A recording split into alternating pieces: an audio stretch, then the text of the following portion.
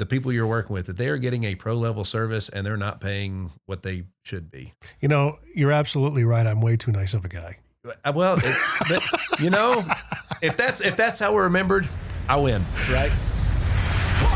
This is the Mostly Middle Tennessee Business Podcast, a podcast about Middle Tennessee business owners and professionals. That's right. Mostly. Yeah, from the It'sYourShow.co studios right here in Spring Hill, powered by Muletown Bikes, right there on the square in Columbia. This is the Mostly Middle Tennessee Business Podcast, where we have real conversations with business owners and professionals from all around the region, sometimes even beyond. And today is no different. Today is what happens when two podcast producers record a podcast.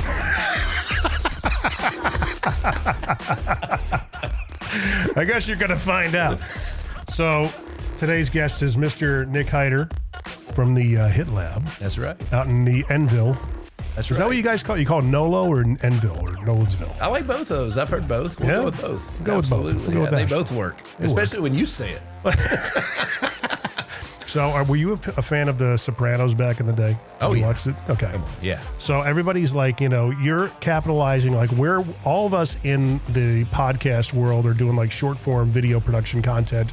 Podcasts are a great source for that. Mm-hmm. Everybody, it seems, wants to be a freaking thought leader these days. Yeah. Right? We've all got a lot of thoughts. We all have thoughts. We all think we're original.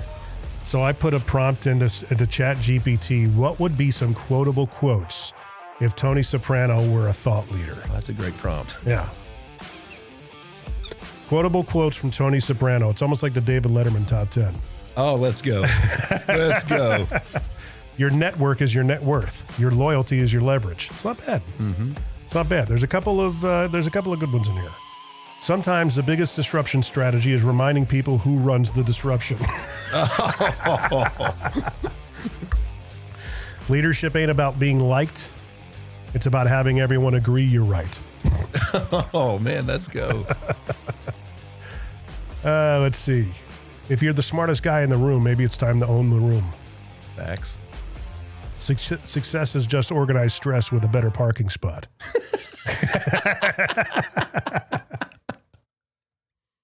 You got to protect your peace and your revenue streams. Mm-hmm. Culture starts at the top. So does every problem. And it was actually a really good one. Your personal brand is what people whisper when you leave the restaurant. Ooh, that's good. I like Another that. one, actually, this one really hammers it home. Everybody wants to be authentic until authentic starts giving instructions. Ooh. Oh, wow. Not Let's bad, go. Huh? That's pretty good. So you got into this, and the last time you've been on was several years ago. Yeah. We talked a lot of it. I don't remember what we talked about, but pushing up to today. Yeah. I also pulled some podcast statistics. Otherwise, how's your business going? Is it progressing along with the podcast thing? You just did some renovations and stuff like that at your place. We did. Man. You went the cigar chair route. Yeah, we're extremely blessed. I've got some great people. I've got a great team surrounding me, and I've learned to listen. Yeah, I've learned to listen. And were you not listening before? As I just interrupted you and not listened to you. No, I didn't listen. I knew what I wanted, and I wanted to see how it played out. And we saw that, and it was good. But it's like, where do you go from there? Where do you go next? And the podcast is a great. Obviously, it's the ultimate networking tool. It's the sharpest tool in my tool belt. Everything that I'm doing today, in some form or fashion, stems from that podcast. Yeah.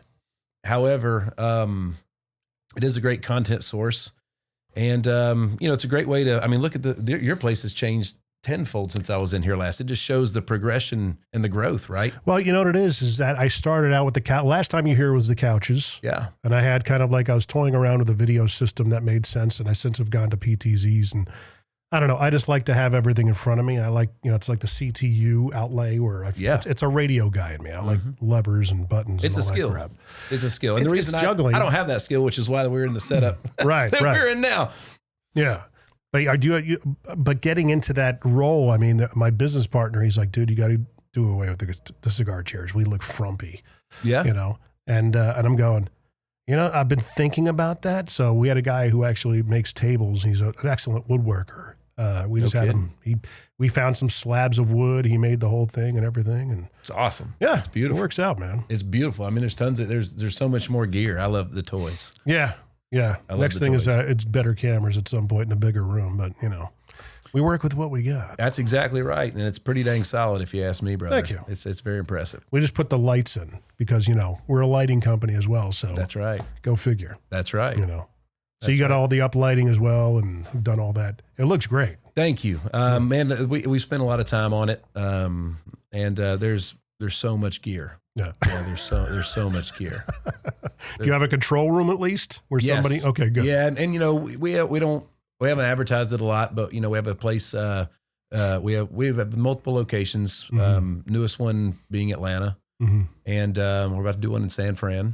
Nice. And we're actually doing a lot of the production remote from Nashville when we do those things, which is pretty spectacular. Yeah. Okay. So it's uploading to cloud and all that. But I mean, literally like producing live and in the moment. Yeah. Like it's pretty spectacular. Yeah. Antoine Robinson is my guy, and he's on another level. Like some people give you a handout. Anytime you get a guy like Antoine, it's a hand up to wherever you're going. So he's very, very intelligent, and he's been a big factor in everything that we've been doing for the last year and a half. Well, you have to consider all the the variables in that kind of an approach where you have staffing issues and stuff like that. I mean, there's turnover, things that people come and go. I mean, building the team has been the challenge for us, and I think I didn't really start this full time as like doing what we're doing with It's Your Show, probably seriously until 2023. Yeah. I was always kind of sort of doing it. I just did it for having a podcast, but it's a worthwhile revenue stream. But you started prior to COVID? We started in the middle of COVID. Long story short is we're knee deep in, we're in the prime of our health insurance days with our agencies and all of our agencies that we had helped recruit, launch, and scale. And Brad Lee, who was talking about getting in the insurance space. And so I was one of the only ones really relevant on social media, which is how they found me.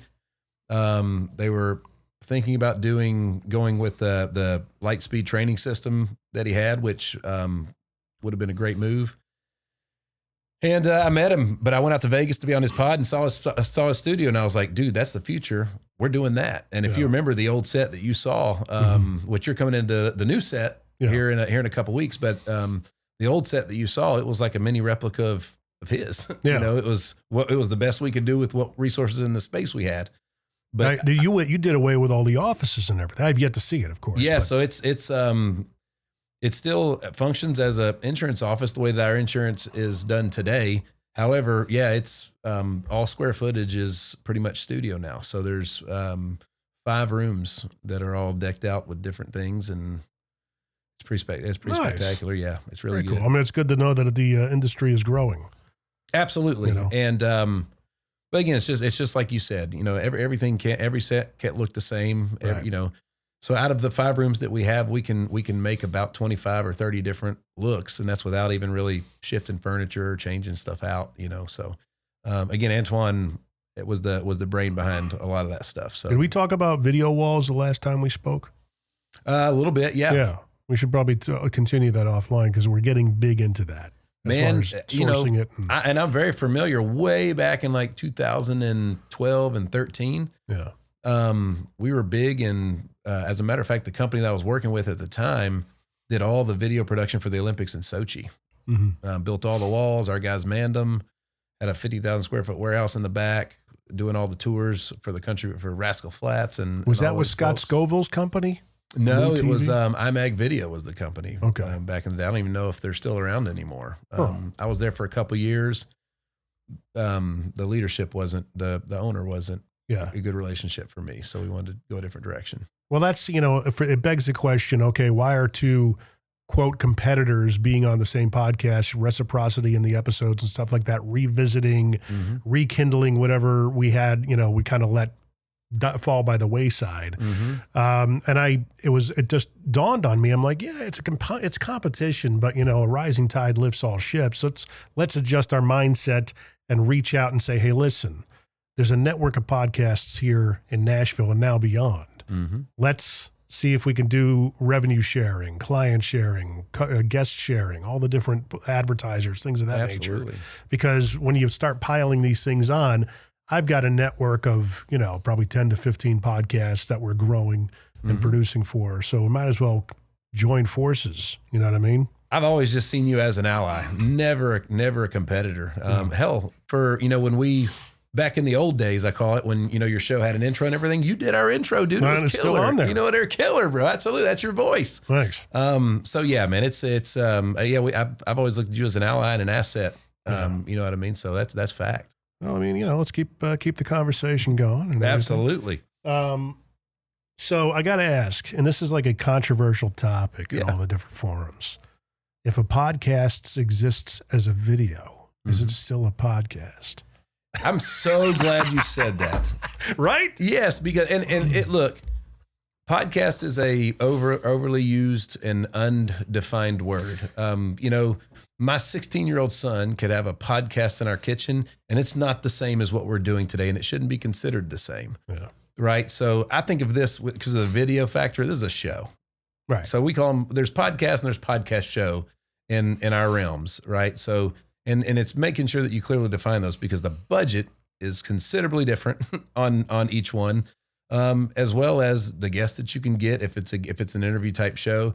But I mean, at the end of the day, people are always going to gravitate towards good production, right? We know that, and I think you always want to mimic things done at the highest scale.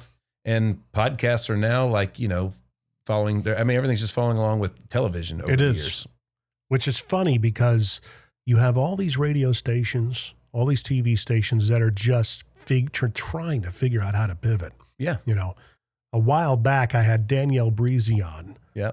And she and I talked about her situation. For those of you who don't know, Danielle Breezy's our local meteorologist. She's huge. She's amazing. Yeah. And she's done a lot of national work. Every time they need someone to sub, she goes up to New York and does the Today Show and all that fun stuff.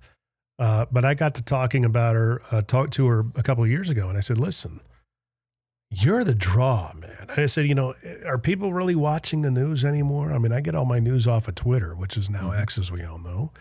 I said, but when there's a tornado or a weather event, there are eyes on you. Absolutely. And I don't see any bugs or any lower thirds that advertise anybody. What the crap? I said, that is prime real estate. Why is somebody not selling that? And they're still not selling it. I'm like, what the crap? Yeah. So, I mean, it's interesting that you say that, because a lot of people are going towards podcasts. I've had conversations with some radio station owners.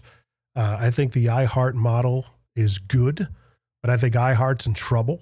Okay. And I think there's going to be a lot of sticks for sale coming up in the next half decade for pennies on the dollar. I don't disagree with that. And I think I'm kind of hoping it goes that direction, because radio still has a viable place in the market, especially when it comes to locality, immediacy, but repurposing the content. Kind of like what iHeart is doing. Like I said, that model is good. Yeah. It's just a matter of time before they implode, though. Do you think what you just said was, if you think about it, there's radio and there's TV, and that's been the case for decades. Yeah. It's very clear which one is which. TV was usually a higher ad spend, right, than radio. And maybe there's podcast. I feel like podcasts is eventually there's going to be that divide, because the audio only podcast, Apple Podcasts, is still a major platform in that space. It's almost like and YouTube's coming up through the ranks. So that means I envision people watching it on their screens in their living room versus listening to it in their car. Yeah. Right. So, and I think there's certain shows that you might do the same thing, where you can listen to it versus watch it. I think podcasts, it's just, God, how did TV start in the old days? It was literally like bad audio, and then the audio got better, and then they added a bad video element to it, and then the video element got better. We just described podcasts too. Yeah. It started out bad audio, and the audio got better. Dude, us radio guys used to laugh at podcasters back in 2007. Yeah. 2008, when they first started coming out, it was like, man, Okay, that's cute. Yeah, this is stupid. Yeah, what are we doing? Yeah. Where do we, I didn't even realize how to upload them or anything. I was telling Jensen here before we started, your guy that came with you that's shooting. I said, I had no intention of getting into podcast production. I thought it was the dumbest thing. Like, yeah, like I made fun of them. I embrace it now. I was wrong. I'm wrong all the time. I was absolutely wrong about that because I was like, there's TV and radio. There's no more room. There's no more room, but the world, a lot has changed over the last 20 years. What are some of the biggest objections or questions you get from prospects? Most common ones. Most common ones. People want to start a show. What are they like? How am I going to differentiate? I imagine that's one of them. Believe it or not, like I think you have to go through that. I just want to be famous phase first. Like everybody, if they're honest with themselves, wants to be on TV or a movie star or some famous person. And you get the opportunity to do that, and it's really, really fun. And I think that's why 10, 12 episodes maximum for most podcasts before they quit. Before they realize it's work. That's exactly right. It's like anything else. You only get what you sow. You only reap the harvest of what you sow. And if you're making the podcast because you want to be famous, it will probably fail because everything that's been great was made for the audience, not for the person on the screen.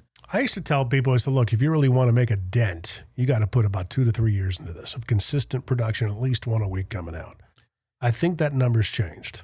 I think it's either 3 to 5 years now, or you got to up the frequency 2 to 3 times a week. Brad said the same thing to me about social media way back in 2020. He was like, Nick, if you'll post, every day, multiple times a day, in 3 or 4 years, you'll wake up and your whole life will just be different.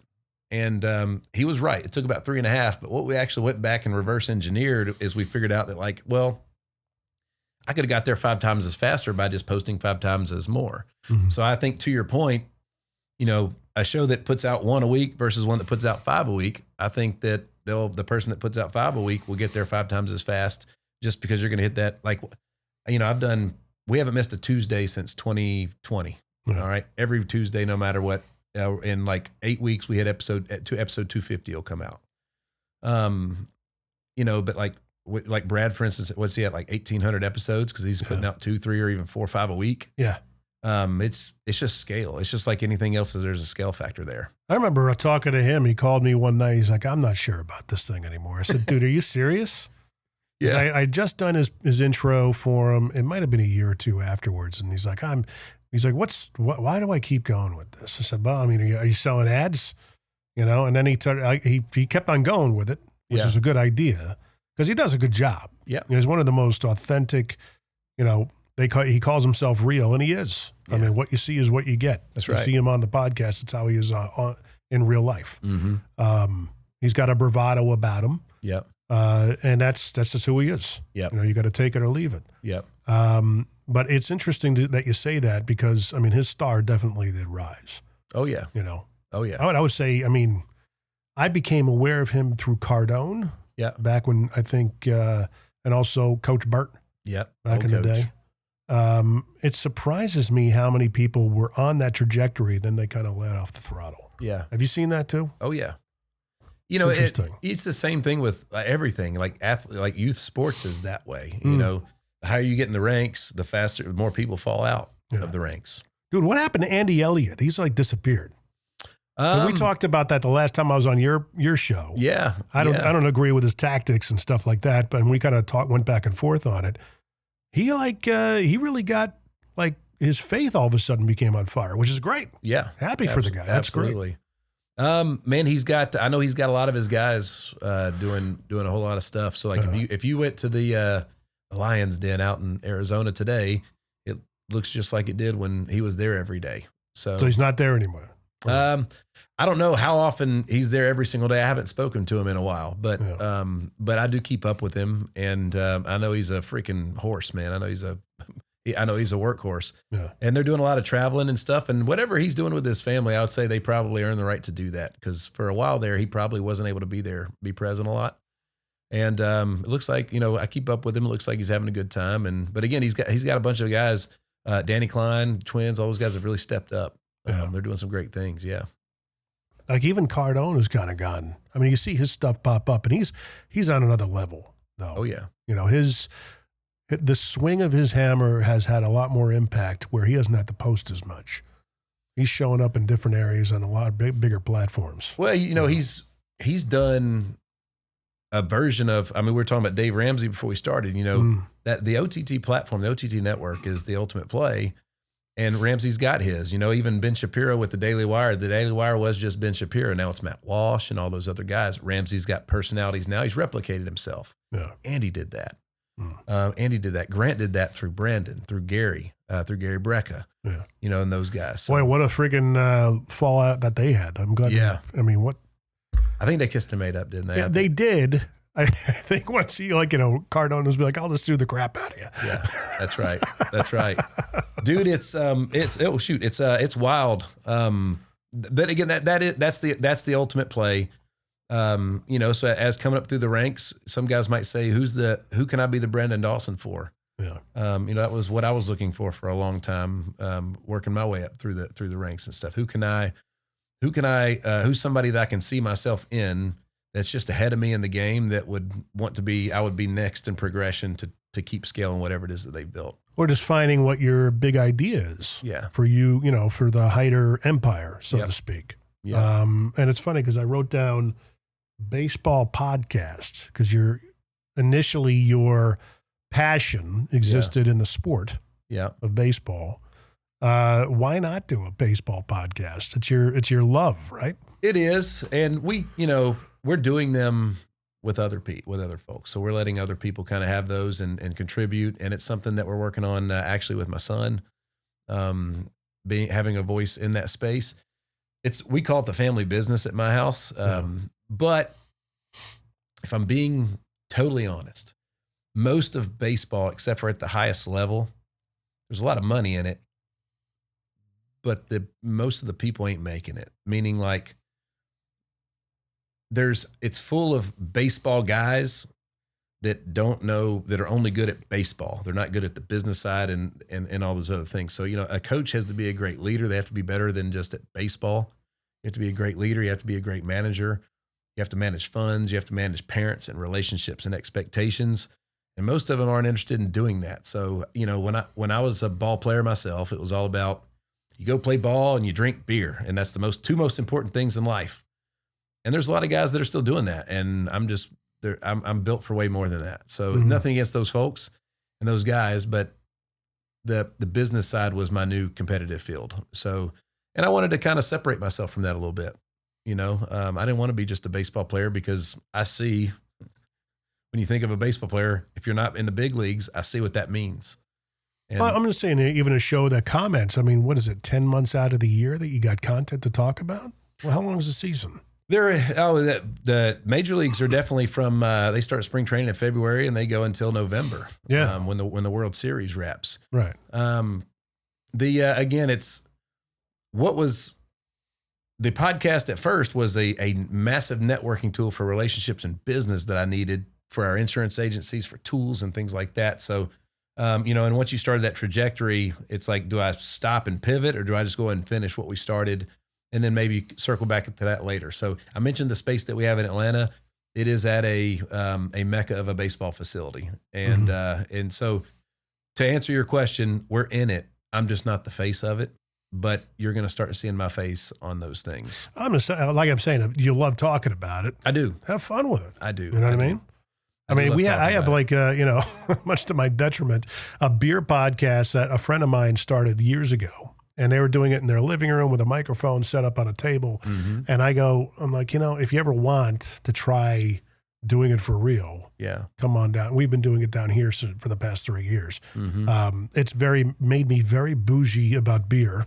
Okay. Like, you know, I'll have a Mick Ultra and it's like drinking water. Yeah. But I mean, you know, when you have IPAs that are now your flavor, it's not exactly good for caloric intake. So I've been cutting back on those, but like it's funny. I'm 50 years old and it's like, it doesn't matter about the after effects of drinking. Yeah. It's more about the taste now.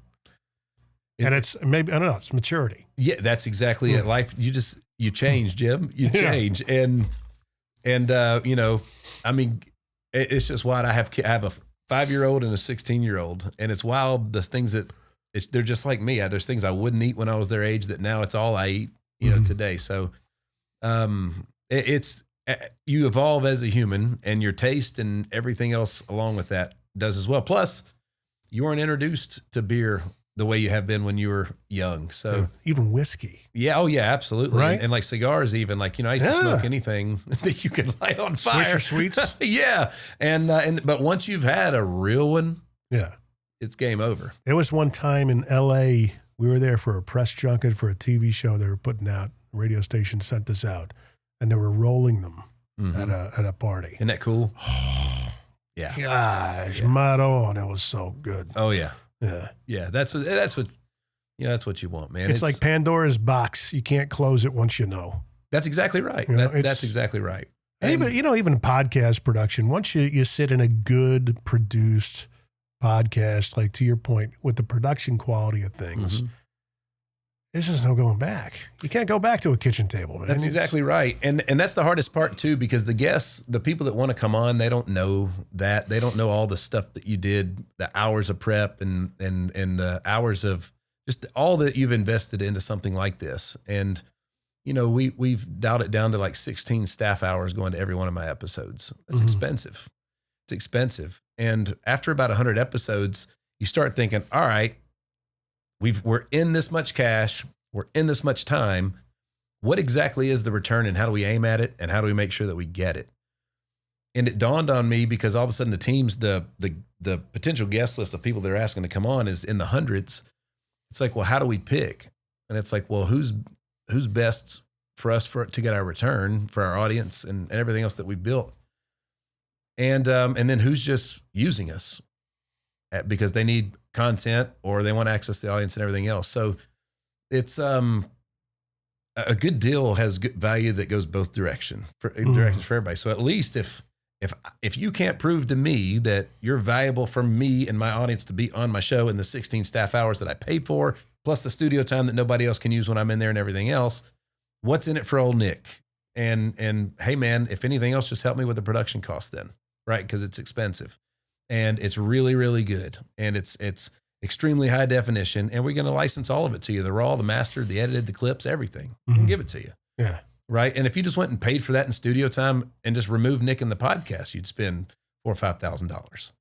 So, why not just do the right thing and put skin in the game and make it a good deal for both? It is interesting the other industries that have popped up because of podcasting and how big it's become.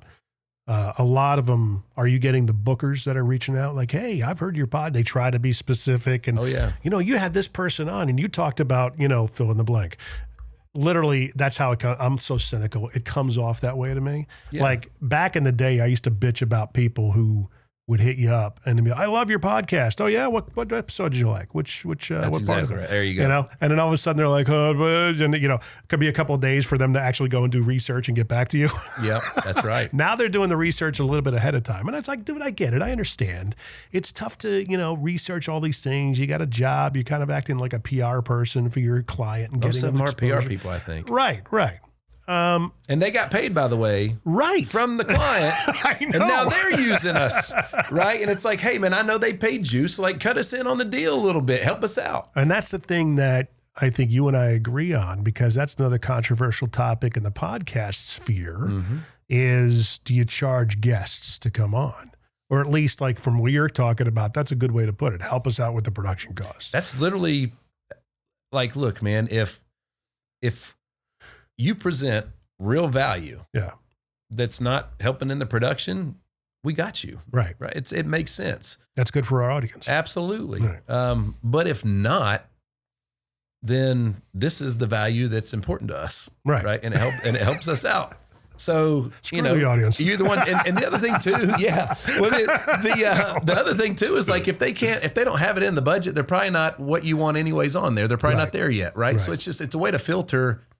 That's just to make sure, it's a way to filter and make sure that these people are serious. They're successful enough to go and do that. And man, in the early days when we were letting pretty much anybody on, there was a couple folks that I wanted that were turned off that certain people had been on there. Oh, wow, really? Right. So it's like, man, like, no offense. Can but like you that name person, names? Off the record, I can. But it did happen. It's like, man, that person used to work for me. Yeah. And it's like, so it'd be a downfall to go on the same thing that they were on. It's like, I totally get it. Feels like a step back. Can I ask how old you are? I'm 45. You're 45. So we're 5 years different. Yes, sir. There's an element of like, as I get older, my give a damn gets busted. Yeah, I just don't right. care anymore. No, that's exactly right. Yeah. And I just freaking get to the point, if somebody were to say, well, I just don't want to be on, I'm like, why? Yeah. Who cares, man? That's right. Just come on. That's right. Did you put it to him that way, or?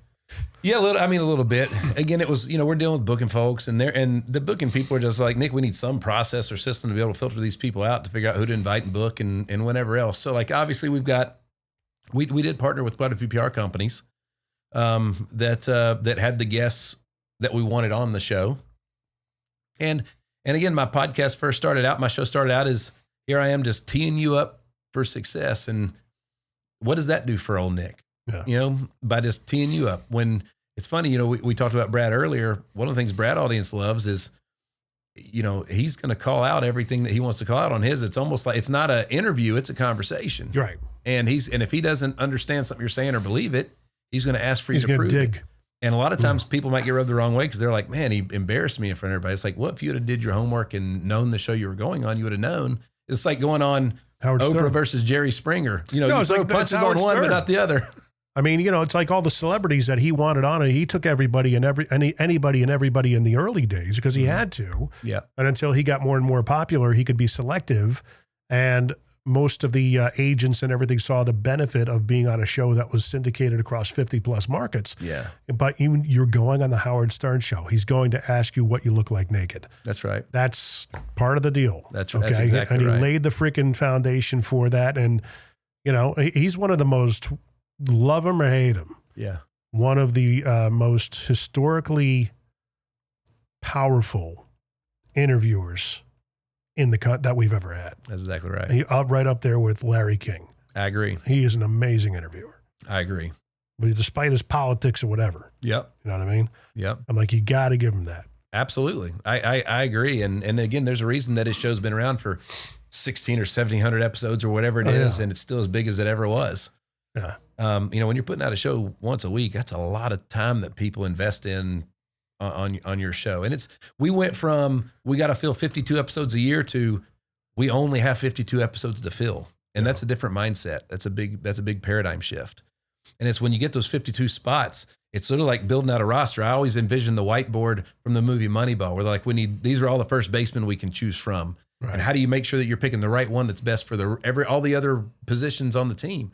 So, your episode is important, but it affects the other 51, in my opinion, right? To some degree. So it's like, there's just a lot to consider when you do it the right way. And that's a great plan. I need to have an outline of that. Yeah. Because I need to start having more of those conversations. I'm getting hit up probably like we talked about on the phone call 2 weeks ago. Oh, yeah. 4 or 5 times a week. Hey, we'd love this person would be great. I just literally responded to an email. Yeah. Just now. And it's, I know the, everything gets closed on paper kind of thing. And I should know better from the car business, and conversation closes deals as well. Yeah. I just been hitting them back with a email script. Yeah. Being lazy. Yeah. But, per your advice, it's the lowest hanging fruit. You just get the low hanging fruit first. Yeah. You're probably getting so many emails. Yeah. That's the fastest way to figure out. I am spinning plates. There you go. There's a lot going on here. Absolutely. And it's crazy to think that there are people out there that are podcasting that would never think of like asking for that. And it's like, well, look, somebody thought of you so much you have enough value. Mm-hmm. Hey, I'm getting paid to get this person on so many different podcasts. Yeah. I'm like, well, hey, you need to look at your business model. Yeah. If you pay me a little bit more, I can get you on bigger podcasts. Yeah. And let's start partnering with these different podcasts. That was the thing is that, again, not only is it 16 staff hours, it's 2.5 hours of mine. Yeah. Of my own time. And, one of the coolest things, I'll never forget it. It was like one of the first 10 episodes that ever came out. My daughter was like she couldn't stand up on her own without assistance. But I remember my father-in-law sent me a picture when they were keeping her of we were doing YouTube premieres every Tuesday at 9 a.m. at the time. And I'm gone, and I get a picture of her standing up against the table, looking up at me on the screen on the YouTube premiere. And that was so cool. And immediately I thought, my kids watch this. Yeah. My kids watch this. So one, what value is this? Is my kid going to get turned away from a school because of something his daddy said on his podcast?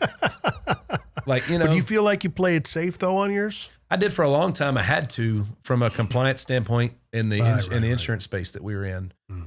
They were extremely grateful or open, and I'm extremely grateful for them allowing me to just test the waters on social media, period, but especially on a podcast.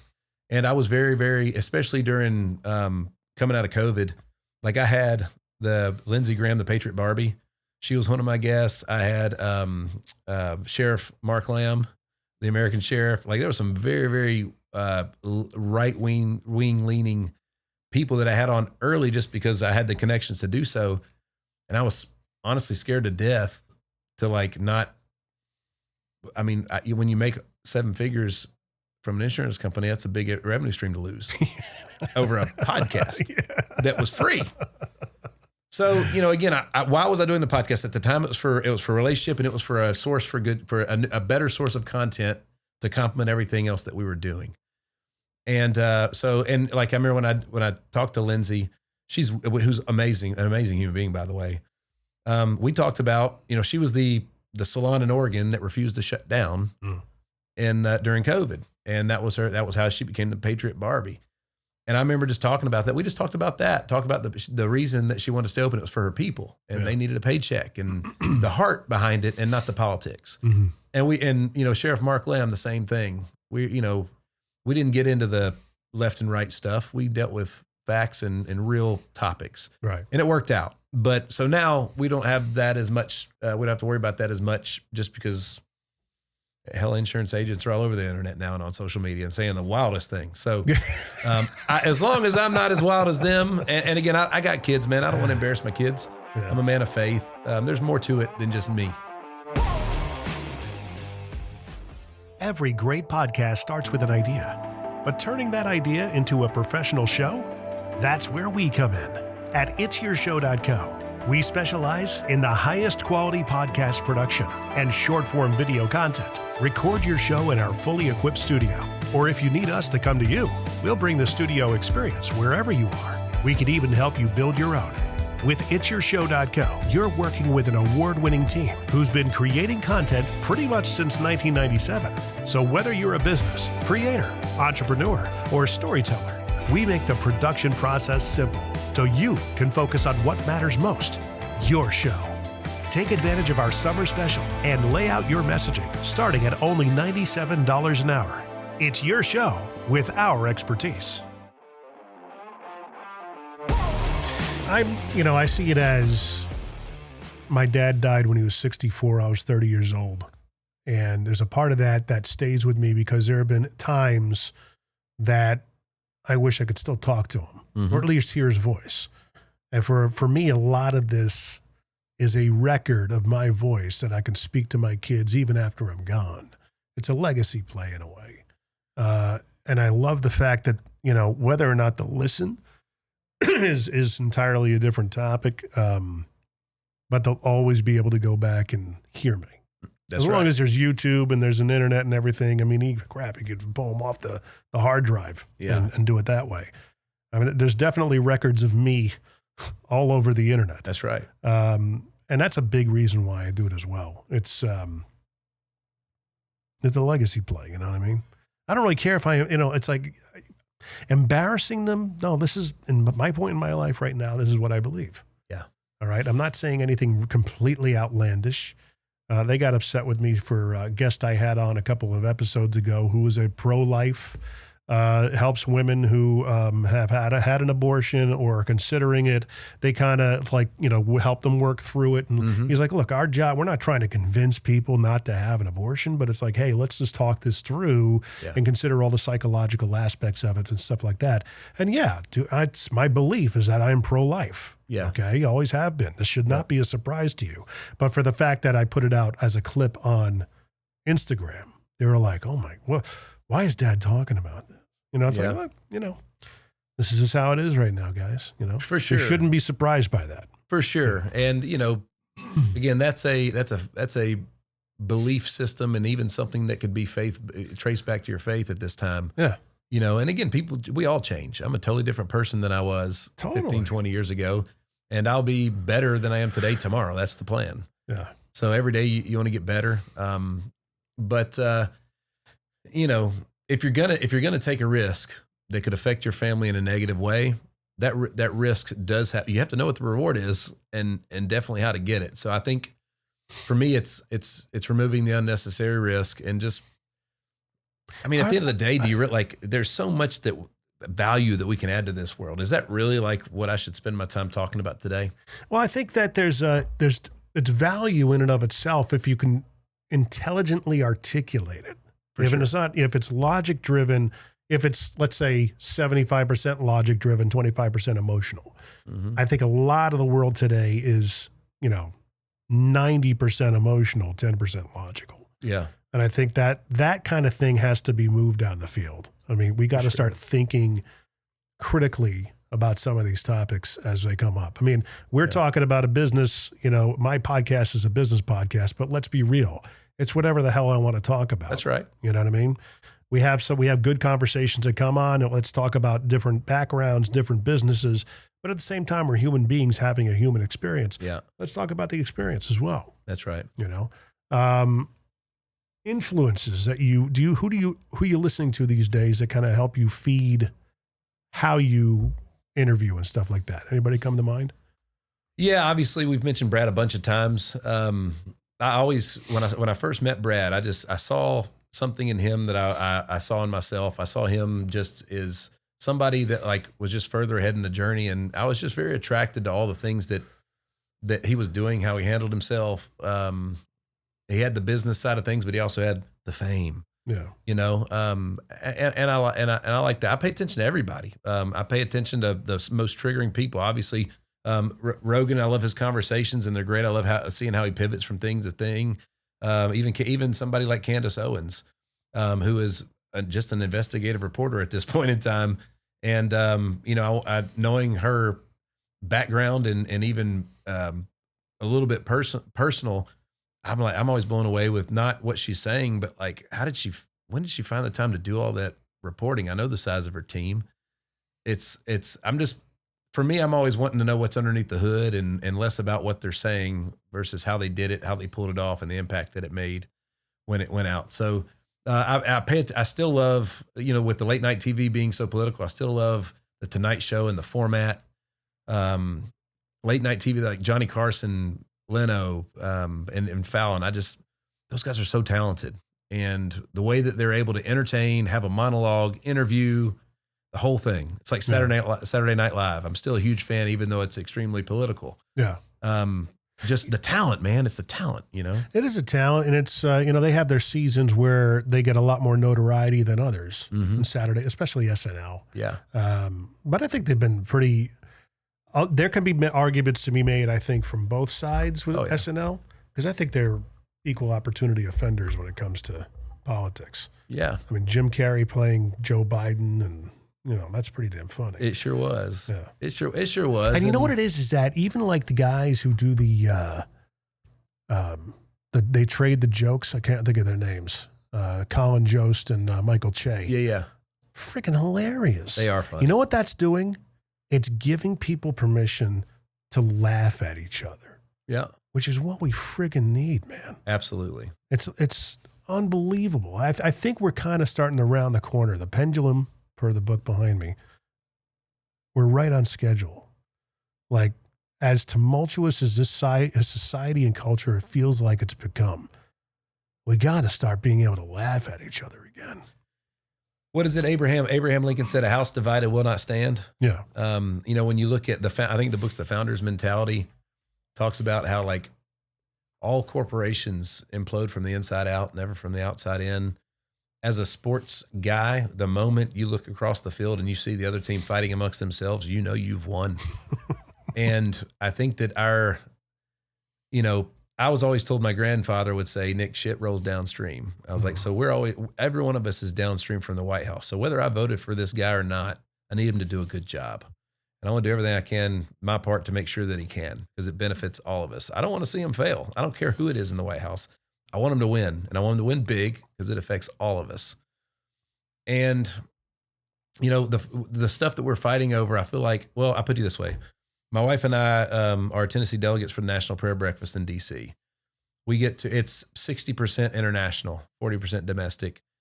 I get to talk to literally world leaders and folks from all over the world. The most common thing that they tell us is it's so sad to watch the United States right now, to watch the news, because what they see and what we see or what we're fed is so different. Mm-hmm. And the world is so big, yet to my mother, it's so small, you know, and all they know is what's on a screen. And even, it's almost like when you see the behind the curtain in The Wizard of Oz, it's lost all its magic.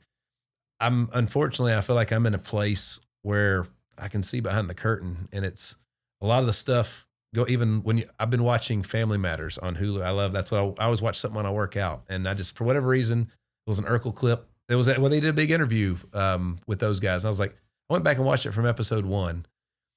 And literally the episode that I was watching last night during the workout, it was during a church service. You don't see that anymore. You can't do that anymore. They don't do that anymore. It's the themes of the shows. Everything was aimed at a more healthy America. Mm-hmm. But at the same time, you start to also see the things that were in there, like, oh, I didn't see that back then, but I see it now. I see what they're doing right there. Right. It's a very dangerous and slippery slope. And now, dude, I saw, I did a reaction video to an AI video the other day. I didn't know it was AI. The comments told me, and I figured it out. Mm-hmm. And it was that real. So like, trust is our most valued resource these days. And we got to be really careful that we're not just giving it away. It's got to be earned. Authenticity is a buzzword that has lost power. Yeah. Among a lot of other words. Yeah. Somebody. Like podcast.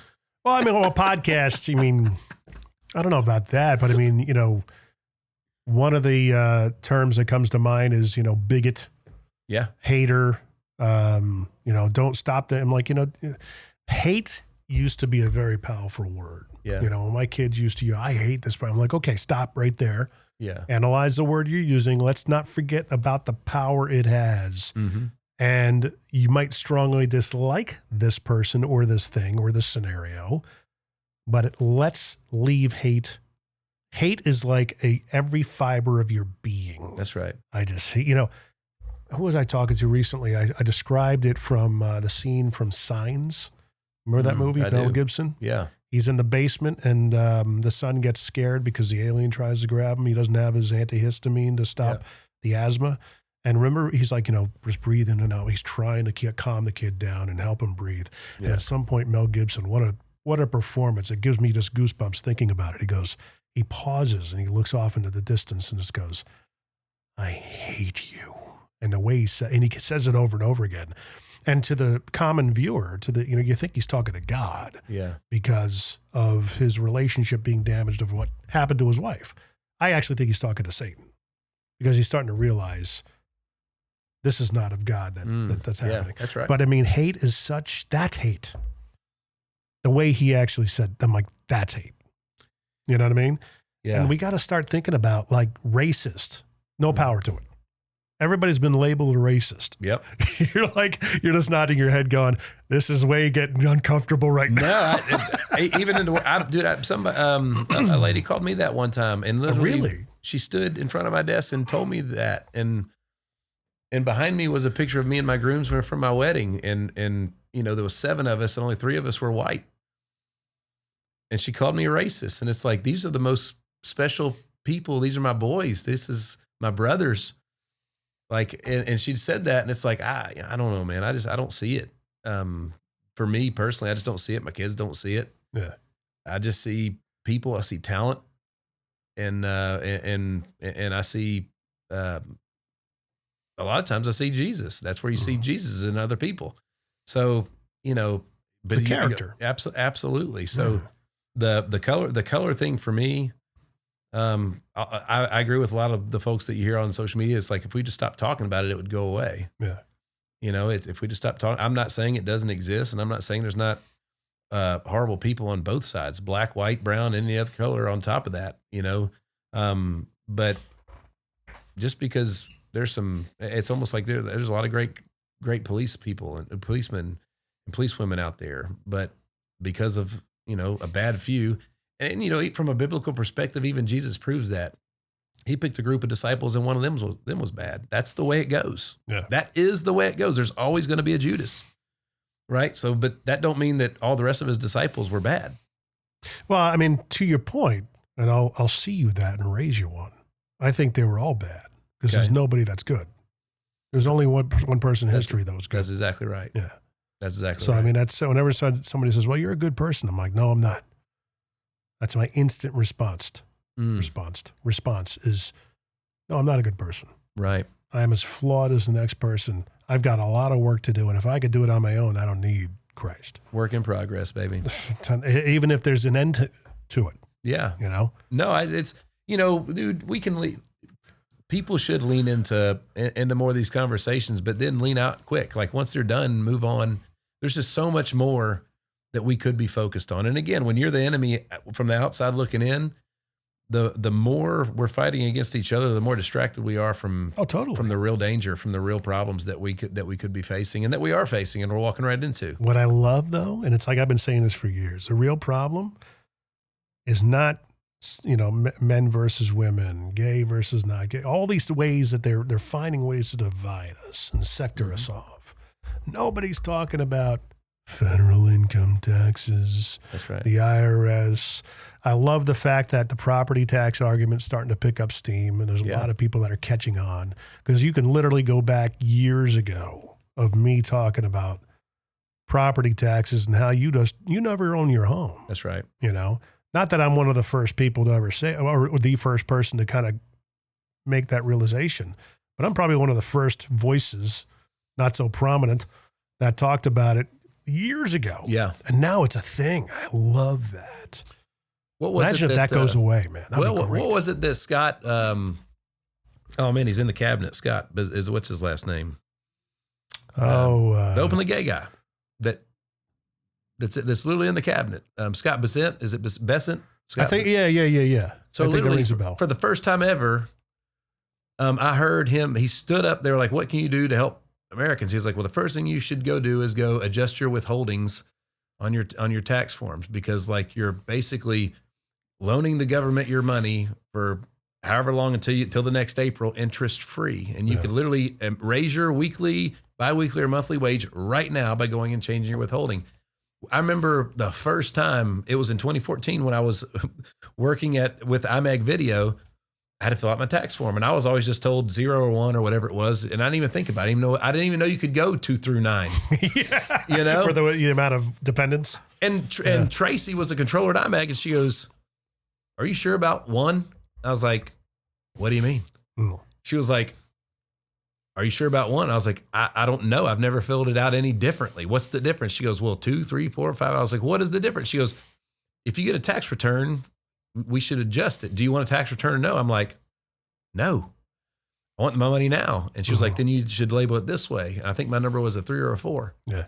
And that totally changed my perspective on stuff. And for the first time ever, I heard Scott, a person from a political place or from the cabinet, stand up and say that out loud. It's the first time I've ever heard that before from somebody in their position. That's what we should be talking about. Totally. You know, that helped. If you just do what he said, that can change. Like on 12, you know, what is it? If you get a tax refund of $12 grand or something like that, think about it. That's $1,000 a month that you could have had every month. Yeah. At what interest rate? That's right. That's right. Because, you know, if you owe them money, they're applying interest and penalties. You are an investor and didn't know it. You invested in the government, but you didn't charge them any interest when they gave you your money back. You could take the same money and loaned it to a up and coming podcaster or something like that, and made interest on your money over a year. You know, so it's that's the stuff we should be talking about, learning about, and arguing about. Not a lot of the other stuff that really doesn't move the needle. Well, the IRS has done, and this is something else I talked about in the past with a friend of mine, Mike Mercurio. He was on the show, and I said, look at the font of the IRS. Mm-hmm. You probably have gotten an IRS letter. Oh, yeah. What's the immediate feeling? You pick it out of the mailbox. You see those big bold letters, IRS. What's your first thought? It's a same feeling you get when you get called when you're sitting in school and the principal goes on the loudspeaker and says, Nicholas Hyder, please come to the office. Or when you're driving down the road and you see the lights come on behind. That's it, right? Baby. That's it. That's it. It's like the whoosh. That's done on purpose. Yeah. I honestly think like somebody, one of my business partners this morning said, he says, an IRS auditor in the day of so many different transactions and so much transparency and digital this and that, what are you auditing? Mm-hmm. And I said, they're not auditing it. They're making sure that you're on the up and up. And every now and then they're probably going to be able to get a home run. Yeah. No pun intended. And have somebody that gotcha. Yeah. I said, but they're there to basically reaffirm the fear factor that we all have of the IRS. When Obamacare first came out, we were knee deep in the insurance stuff. There was penalties for not having a compliant health plan. Yeah. But when they sent you the bill for the penalty, in the real fine print at the bottom, if you read it, you technically didn't have to pay it. Mm-hmm. But boy, the rest of that letter sure did look official and it was threatening. Yeah. And there was a lot of exemptions and all kinds of stuff. The reasons that they did it were what they were, understandably so. But again, legally, they really couldn't enforce it. Yeah. And I got one of those letters because I did not choose a compliant health plan. I chose a health plan that was best for my family at the time and not what the government said this is what you should have. And when we got the letter and read it at the bottom, I even had my lawyer look at it, and it was nothing of nothing. And people would call and say, hey, I paid the penalty, and I don't think I should have. And it's like, yeah, man, well, now you've got a credit. You can't get that back at the time. A lot changed. This is 10 years ago. But it's just, to your point, that font it's almost like there's a secret font that means like that says I mean business. Yeah. It's not Arial or Times New Roman, it's threatening font, the threatening font. The funny thing is that day we had that podcast and we had the same kind of conversation. I said 9 times out of 10, you get a letter. It's not because, oh, hey, we messed up. That's right. We now owe you money. Yeah. It's right. 9 times out of 10, we messed up.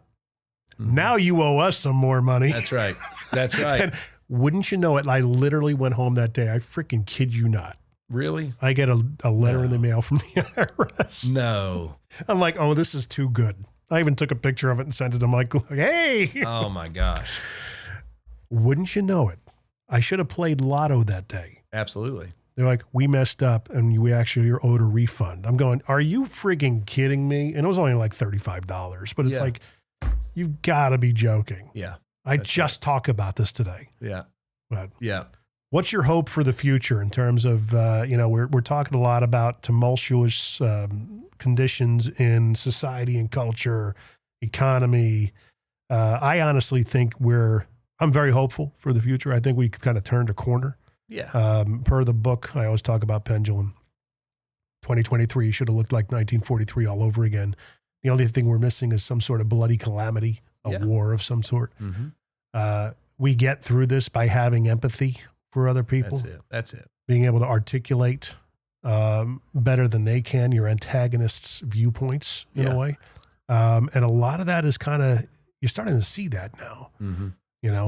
The ridiculousness of what led up to that zenith is starting to fall by the wayside. Even my kids are like, some of the cultural movements and attitudes are getting ridiculous. Like we taking a good thing too far. And time cures all, right? Yeah. So you let it play out and you realize that it was really an empty thing, or something that, over time could only evolve so far. Yeah. And, but my hope is that we focus on the things that actually move the needle and matter on a world standpoint, as well as a local standpoint. The property tax thing, that let's talk about that. Like you're talking about, whether, the freedom of speech and all that stuff, it's very important, But look what we're doing right now. We're very free. Yeah. We're extremely free. No one's trying to shut us down. No. And, and I realize somebody might point the finger and say, yeah, sure, white guy. Easy for you to say. Yeah. Easy for you to say. But, I watched the roast of Kevin Hart, which was hysterical, but boy, did The Rock own that moment or what? Like Daddy's Home, like holy cow. I have yet to get to that portion of it, but it's so good. Tom Brady at the beginning was fantastic. Yeah, so was his watch. Yeah, no kidding. That was like a $6 million watch. I think that was probably the sum total of the GDP of Spring Hill or something like that. Yeah, it was, but it's very entertaining. And I think it's great that, there was all the lines were crossed and they were expected to. So, and some people are still griping about it, even though, that's what it is. Yeah. So, I think that a lot of it is just distractions are the easiest to go to when you need to deal with something and you just don't want to. Right.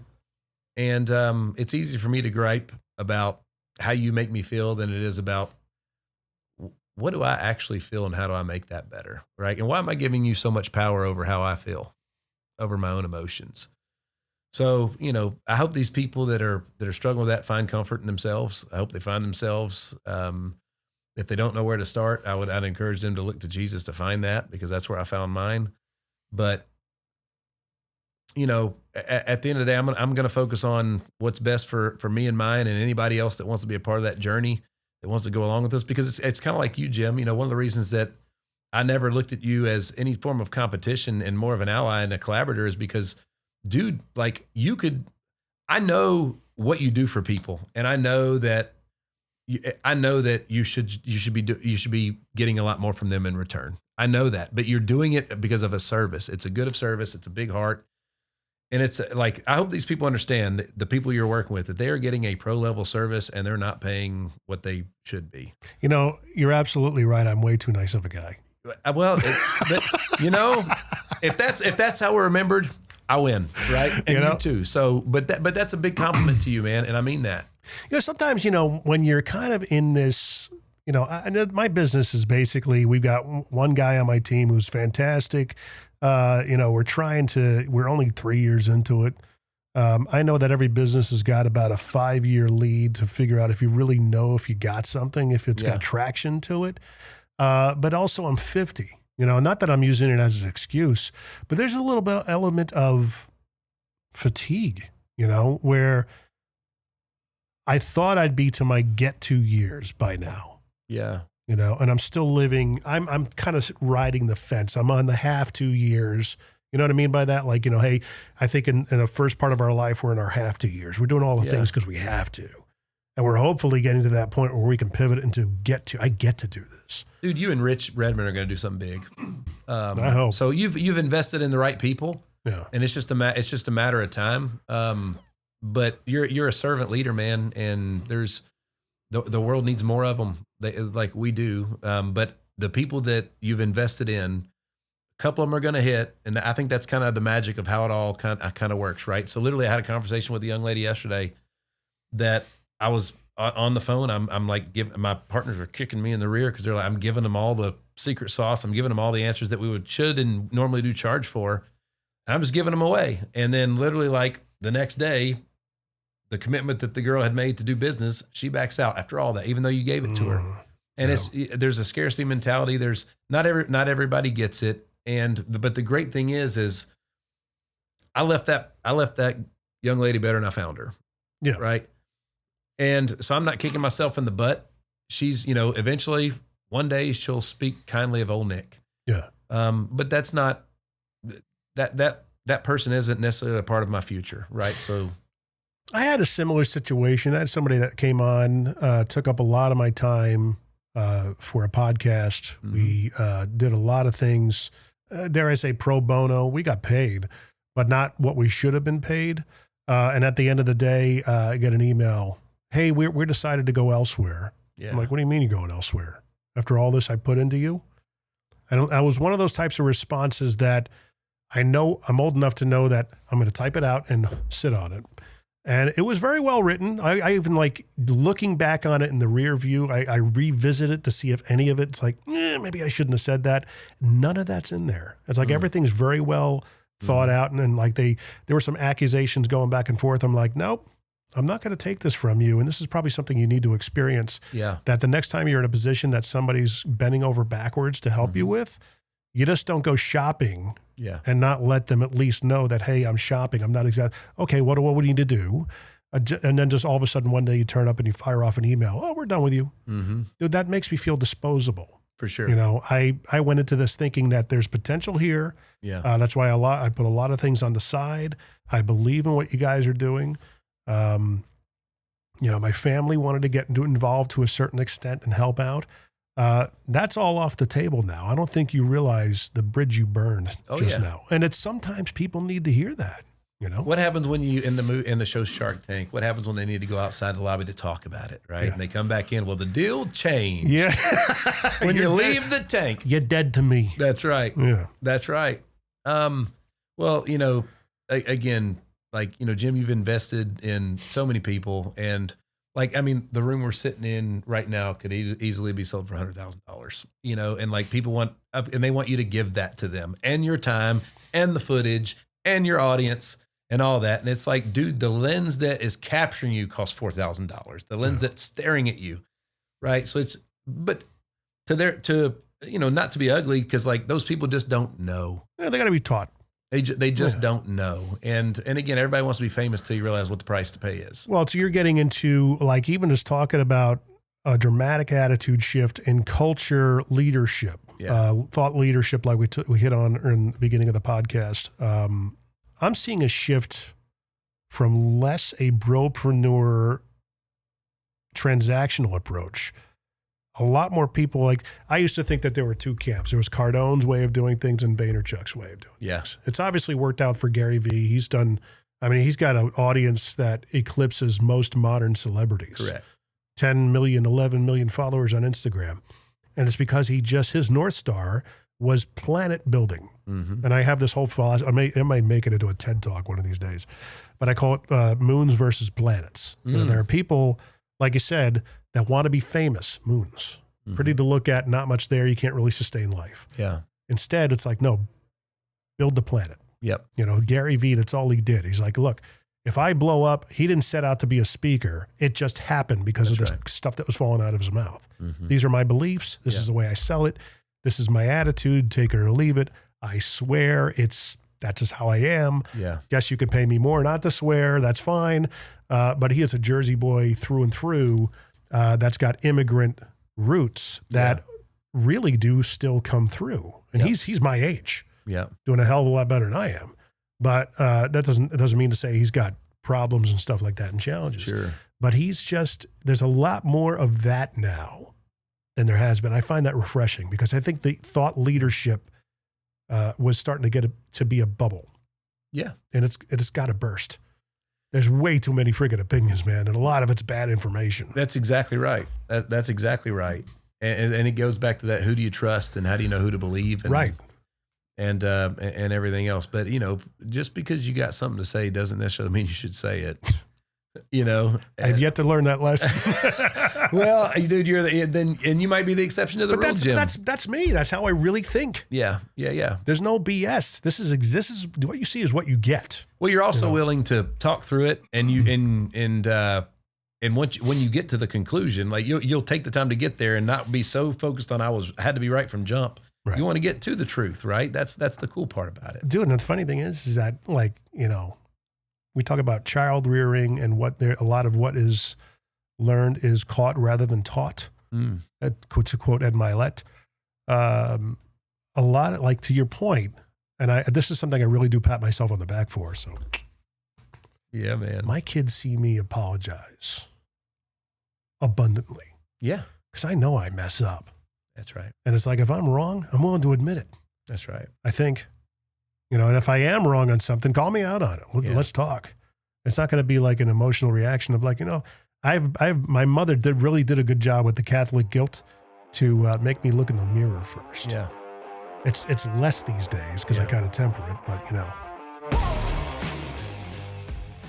Hi, I'm Jason Miller. I'm the owner of Christian Brothers Automotive here in Spring Hill, Tennessee.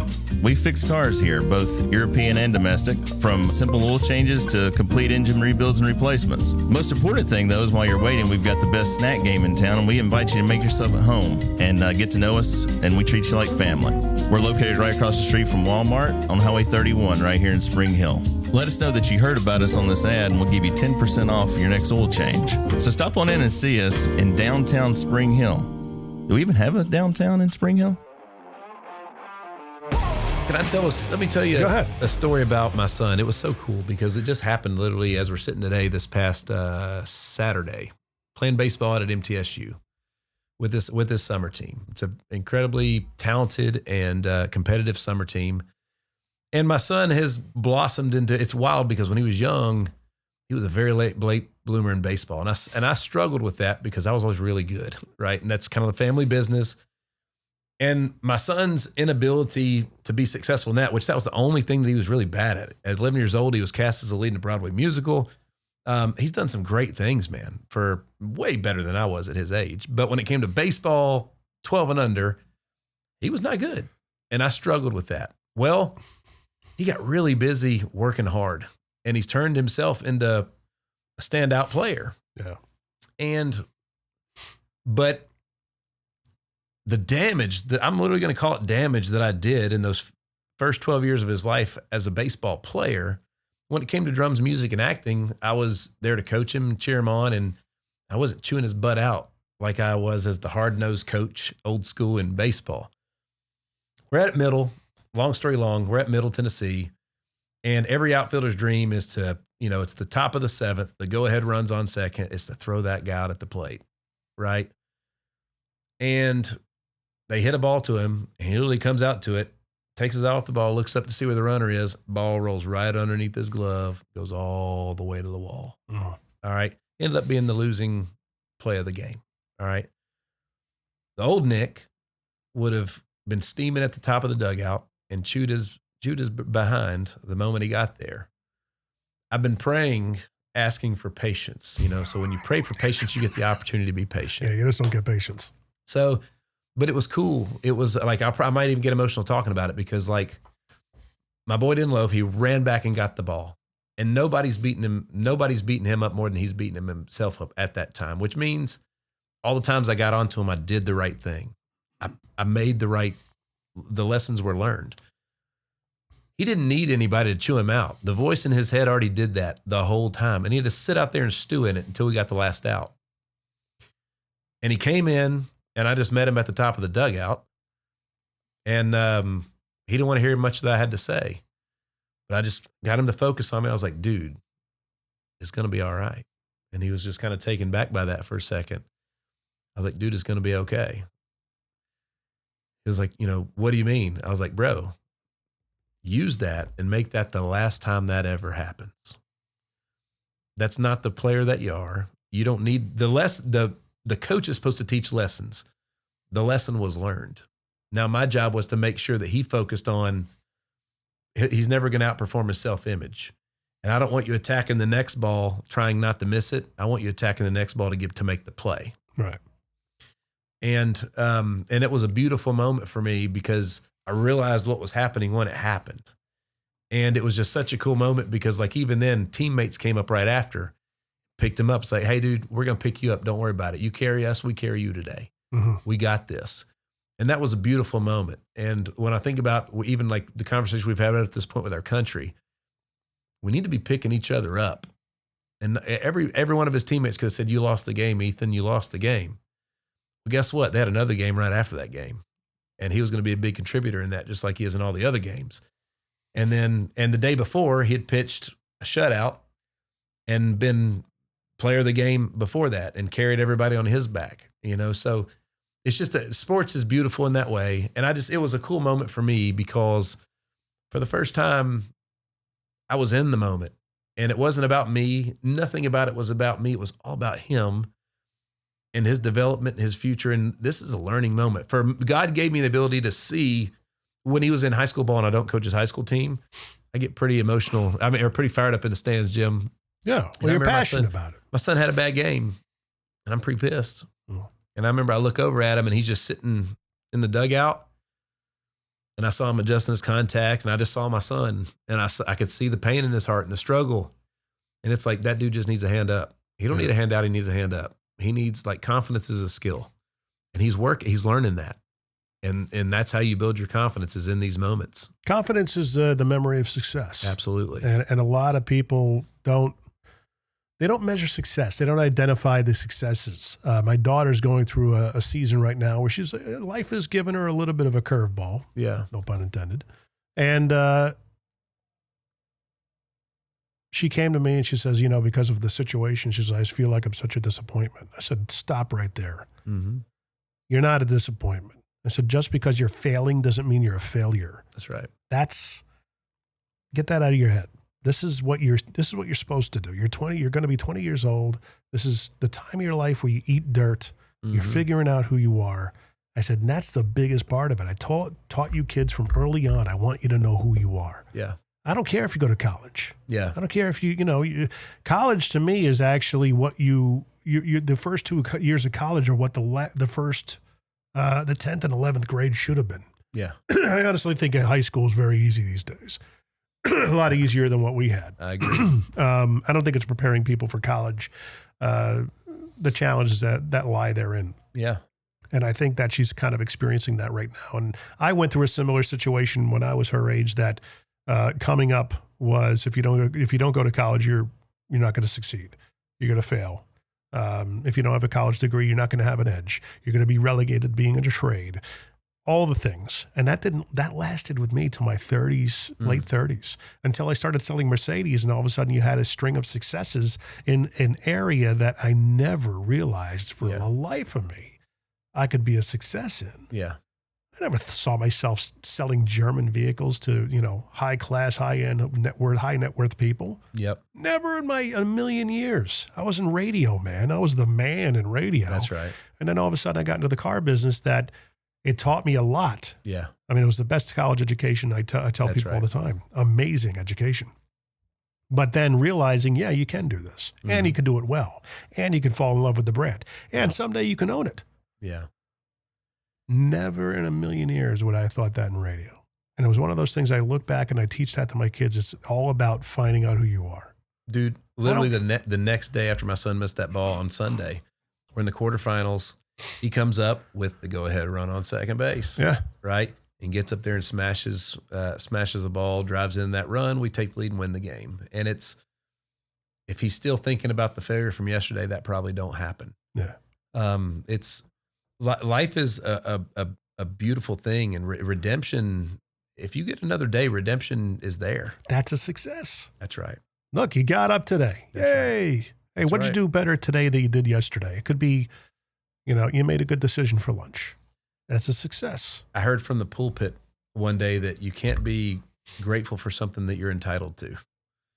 And I was like, holy cow, gratefulness. You can't be gratitude and entitlement cannot coexist. And I think that if you even think about the pronoun war, people are entitled to that pronoun. No, I'm grateful that you honor me with that. Mm-hmm. Right. But if you're entitled to it, all of a sudden it's, no, I'm not giving that to you. Yeah. it's not all of a sudden, it is what it is. So, maybe we take, I don't take myself seriously. I do take what I do seriously though. Yeah. But I'm just me and I mess up all the time. As I sit here today, I'm clean shaven for the first time in quite a few years. And, the reason is because did I want change? Maybe. Or did I mess up in the bathroom trimming that sucker up and had no other choice? I ain't going to tell nobody. Well, what happened? Huh? What happened? Well, now you're going to tell somebody. Yeah. So, I don't know. What do y'all think? My wife was like, honestly, because you always had like the 5 o'clock shadow thing going on, which is why I didn't shave this morning. I'm like, this is what he does. I just don't feel like shaving. It looks good. Well, I appreciate it. I haven't seen my face in a while. There's some wrinkles that weren't there the last time I saw my face. So dude, you got you got nothing to worry about. Okay. And this is the kind of thing, like, as I get older, my face has gotten thicker and it's like, I blame it on the CPAP. and other things, beer. But I mean, I'm trying. I'm riding the e-bike a couple times a week, doing about 100 miles a week on the e-bike. Dude, that's incredible. You got to do something. I'm at the point where I just want to have fun doing it. That's it.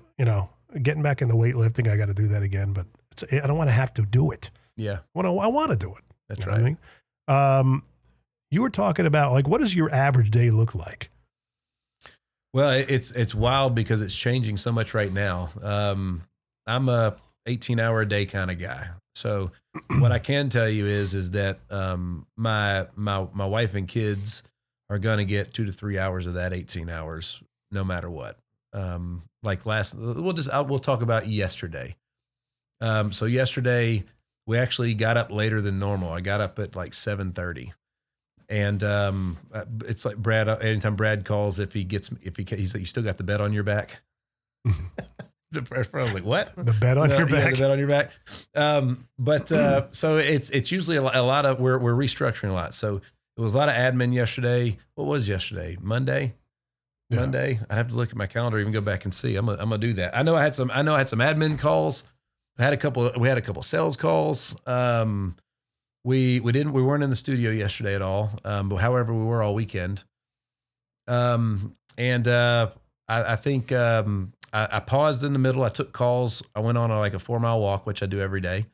And I usually return about 45 minutes worth of phone calls during that, which now we record those, which is great. I got my workout in late. So we ate dinner. I usually eat dinner at like 9 or 10 o'clock. It's the only time I eat. And, we did after you eat dinner at 9, 10 o'clock at night? Yeah. Oh, really? Yep. And that's first meal of the day and the only one. I eat 6 meals a week. Do you don't have any shakes or anything like that? Water? No, I'm drinking my lunch right now, a little black coffee. Oh. It's I started doing that years ago. And it was a game changer for me. Lots of energy. I'm a big nootropics guy, so I'm always geared up on nootropics. That my MERS is full of them. It's full of them. We've been doing Huel. Okay. My wife and I. Don't know that one. It's like a water-based shake. Okay. So it's a meal. Yeah. If I basically got to the point where if I feel hungry, I eat, and it's just responding to the body. I try not to grab ass too much at home, even though I do. Yeah.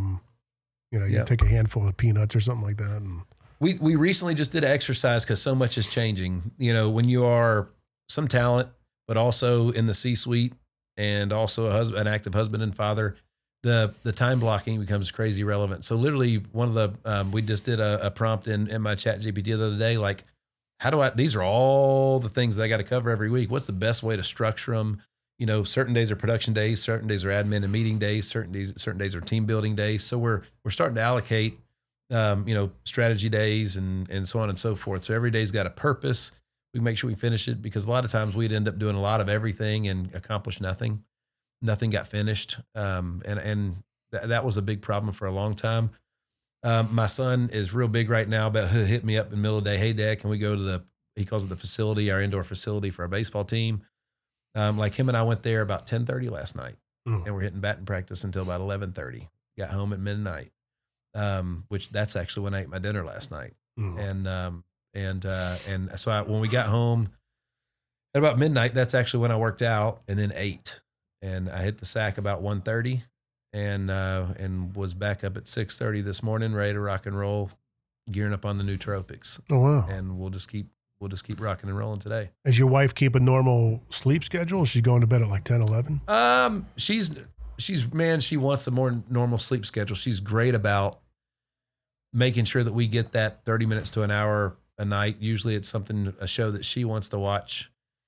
So I don't operate the remote control at our house. I don't even know how to turn on most of the stuff that we stream since we moved the last 5 years. But so we'll watch something that usually she likes to watch and have our moments and talk and then we'll go to bed. But like we're it's a lot of conquer and divide. A 5-year-old and a 16-year-old, 2 different places. Oh yeah.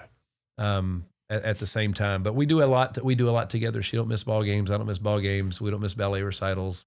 I'm going to be at all of it. That's the whole purpose for me, is why I do what I do and why I go through what I go through, is because I don't want to have to ask permission to go somewhere from when my kid needs me. Yeah.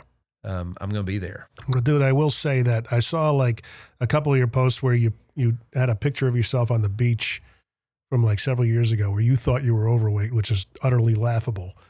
And then you put an after picture of how you are now. Yeah. And I'm like, no, dude, your before picture looks fine.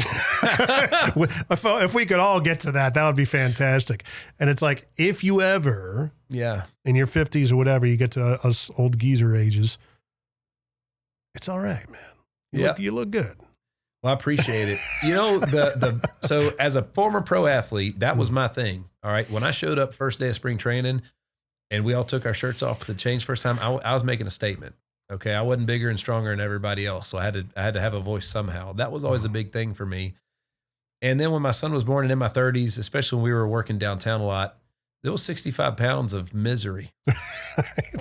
And well, you were in the bar business, man. I was. And then when we found out that, our daughter was coming, we were having her at 40, and it was just going through all of it with my son. There was always the older parents that got mistaken for grandparents. I was like, that's not going to be me. I was like, and my son got a lot of youth.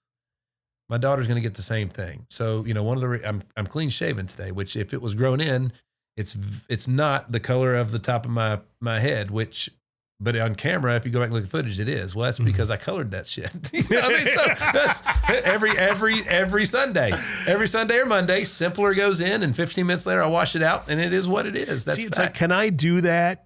And would it be cringy if I did it? Because it's like, it's well documented.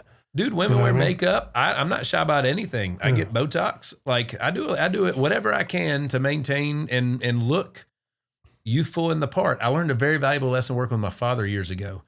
There was a sales prospect that I just could not close. And my dad walked in the room and 2 minutes later walked out shaking hands. I'm like, how in the hell, man? He was like, you have the wrong color hair for him. I was like, what does that mean? He goes, he wanted experience in your youth. Right? Well, guess what? 2 weeks later, it was the opposite. Yeah. Dad was like, hey, man, I'm sending you one. They want the youth. Right? It's so true. So, I'm in the youth business right now. And my daughter is 5. I'll age with her. Yeah. You know what I mean? So I will say it's getting to be a daunting, it's 52 times a year that happens. And it's not something that I look forward to. And again, over time, it's like, no guys, I can't go swimming because I've got to go color this thing and rinse it out. Have you talked about this before on podcasts? Yeah, I'm not shy about it at all. I've done before and after. Simpler should be endorsing me by now. It was Just for Men for a long time, but the Simpler washes out of your skin really easily, and Just for Men did not. Oh, really? So you had that like shoe polish effect kind of thing on the skin? Man, dude, and like you have to scrub until you bleed to get it off. See, I wouldn't mind adding a little bit more pepper to the salt in the beard. I'm looking at it now. It's a little too white.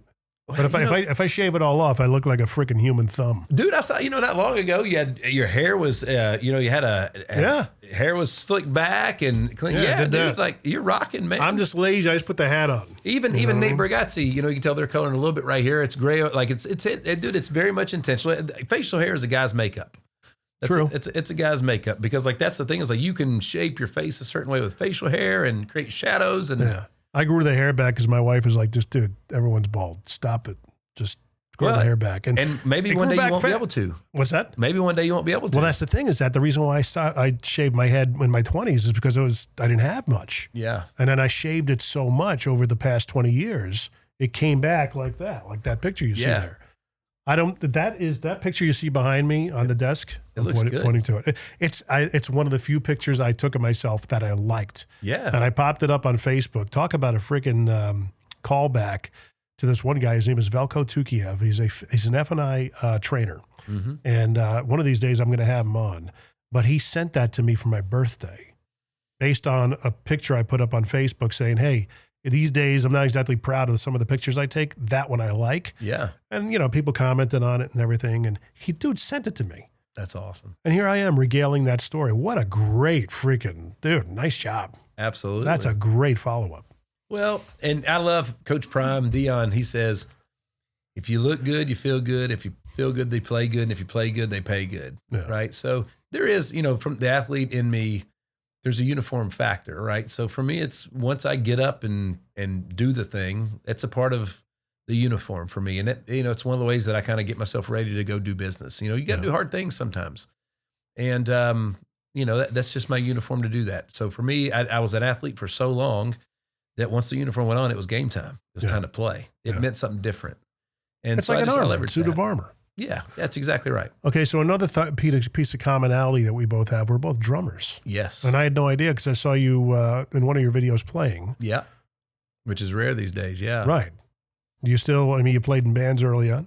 I did. I actually I was on a dual scholarship in college for baseball and music. Really? Where I did percussion and whatnot. And I did some studio sessions a long time ago. My dad was in the music business, so I had a nice little lead in.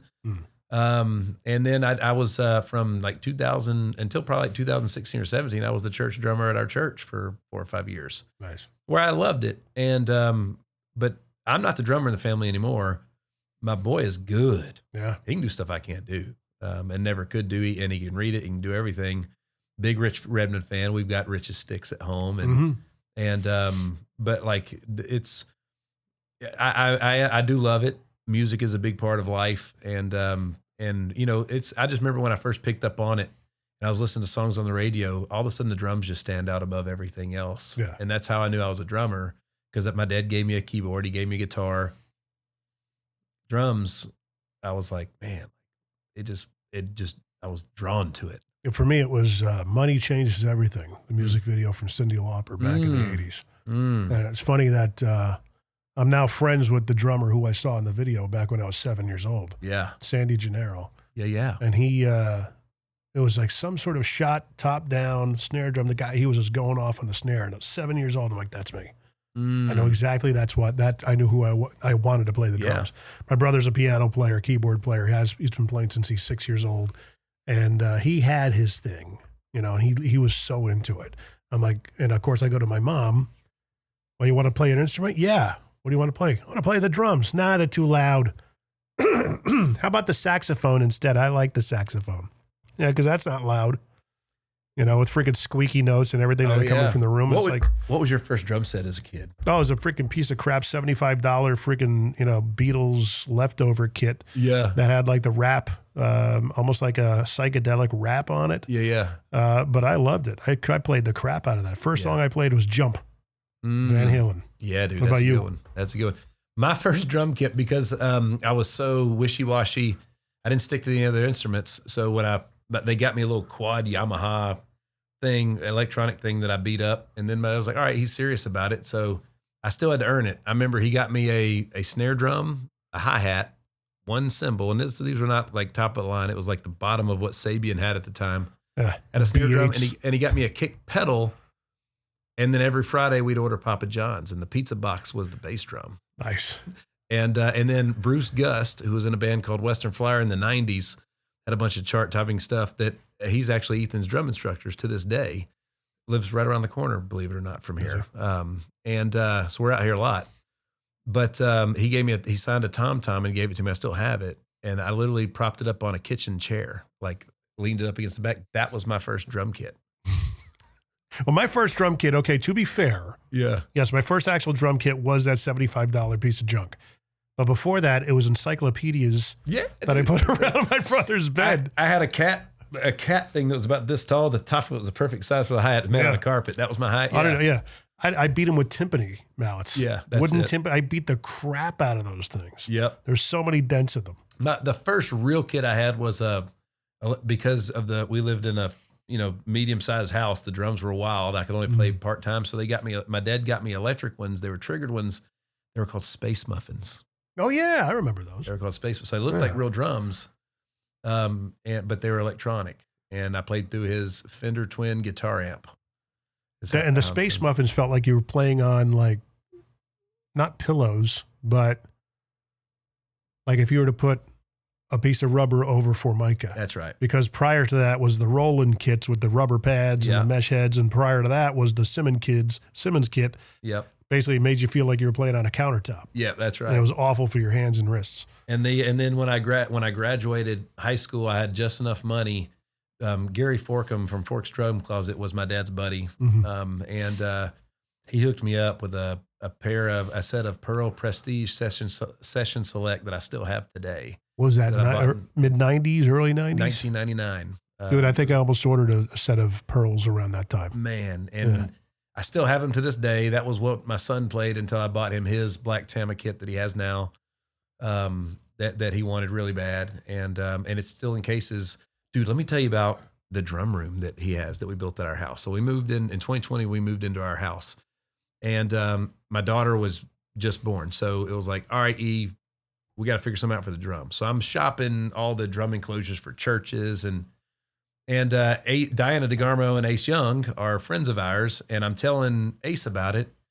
And Ace says, I was like, Ace, what's the best drum enclosure I should buy for our house? He goes, none of them. He was like, I'll build you one. I was like, well, what does that mean? He literally showed up on a piece of notebook paper and drew this beautiful thing. And it had a ladder with storage at the top for our garage and everything. I was like, that's great, man. Dude, he literally built it. Took him a couple weeks, and it's my son plays drums at 2:00 in the morning with everybody sleeping, and nobody hears it. Oh wow, it's phenomenal. It's literally a studio it's one of one. It's perfect. Yeah, it's perfect. It's better than anything we could have bought. It's anchored into the house. It's shotgunned into the foundation. There's literally a king size mattress underneath the floor it's awesome. One of these days you have to come check it out. It's like a kill room. It really is. Double pane Lexan. He was like, whenever you sell the house, you can just mark it as a yoga room or something, but it's awesome. And it's built in 2020. So it's going to be 7 years old this year, and it's still rocking and rolling. We've never had to do anything to it. Knock on wood. Yeah.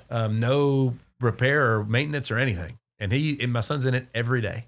See, I just have the kid upstairs. I guess come here and jam. Like when everyone goes home, I'll be like, I'll have him, get some therapy. That's right. That's what it is. It is therapy. I actually played in around this time last year, a Huey Lewis and the News tribute band. Yeah, dude, they're my favorite. Dude, what a fun and challenging set to play because, funny because at the Nashville Drum Show, I ran into Bill Gibson, who was the original drummer. Yep. And I'm like, dude, not trying to gurm you, but I just played with a Huey Lewis and the News tribute band. Kudos to you, dude. You do not get enough credit. My dad used to say in the 80s when, as a publisher, they were always cutting demos and stuff. And even as a producer, he was like, Nick, those Huey Lewis and the News drum sounds were what we wanted to match. They're all big. That was it. They were on another level. Yep. Absolutely. I'm a huge Huey Lewis fan. And it pisses me off when I saw these guys play with other drummers. I'm like, dude, freaking drive the damn band. Yeah, that's right. That's what the drummer's supposed to do. And it's like, they were playing it so weakly. Yeah. I'm like, no, freaking part of rock and roll is boom, da, dum, da, dum, dum, just freaking drive the shit out of the band. It. Take it home, baby. My brother, it's like he and I are on the same wavelength when it comes to playing the song, how it was recorded, and how people like to hear it. Don't Stop Believin' is a perfect example. Yeah. How many guys you see phone in that song? Oh, yeah. Drives me nuts. Yeah. I saw a great drummer the other day that was playing at the car wash trade show that was here in Nashville recently. And, of course, they, Don't Stop Believin' comes up and instantly, and I'm like, okay. The arms crossed and I'm waiting to see for when he starts playing it. Yep. It's a left-hand lead. Yeah. And the way Steve Smith designed that drum part was specific. And it has to be done in order for that song to work. Yep. And it's like, how many drummers are like, I think he hits the bell of the ride cymbal here, and I'll just kind of milk it.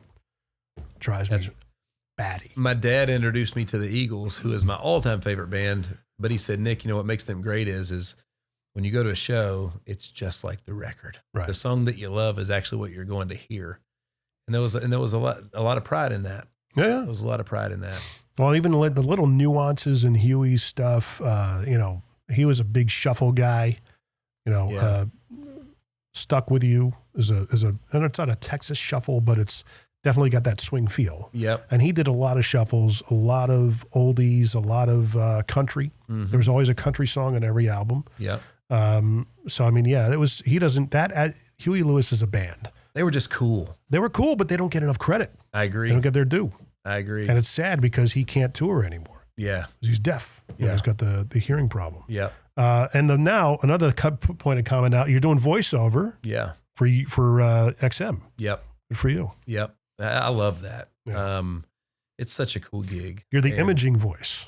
That's correct for Southern Rock and the Alternative, the both of those channels. The Southern Rock opens up tons of great stuff. We've done some cool stuff with Billy Bob Thornton and the Allman Brothers, the Black Crowes.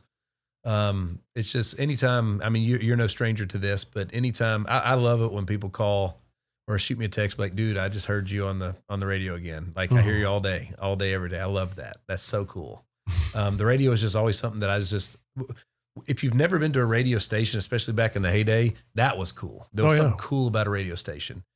And I just always wanted to do that. I was always just drawn to the cool factor of it and just seemed like a cool place to hang out. Yeah. So radio's always been, that's another reason for getting into the podcast was like, well, and that's how SiriusXM found me, by the way, was through the podcast. And that's a lot of it's radio without the rules, without the gatekeepers. Mm-hmm. And that's why a lot of people, well, now I can live my dream and play radio. Yeah. And, those who get into it, honestly, I think there's a ton of talent in the radio industry that's getting jettisoned right now. Yeah. That we as podcast production guys need to start looking at, because You're right. these people have the experience, they have the talent, they have the understanding of what it takes to create content every single flipping day. Right.